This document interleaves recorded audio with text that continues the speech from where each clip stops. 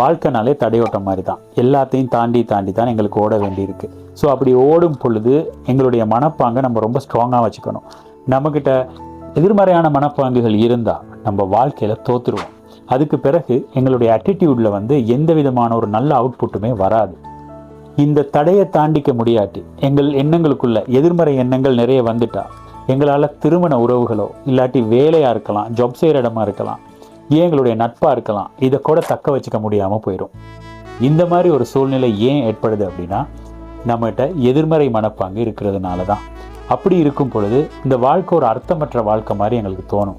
உடல்நிலை ரொம்ப சோர்வாக இருக்கும், மன அழுத்தம் இருக்கும், எல்லாத்தையுமே ஒரு வெறுப்பாக தான் பார்ப்போம். ஒரு வெறுப்பு ஏற்படும், குறைகளை தான் தேடிக்கிட்டே இருப்போம். அந்த மாதிரியான சந்தர்ப்பத்தில் மனக்கசப்புகள் அதிகமாக ஏற்படும்.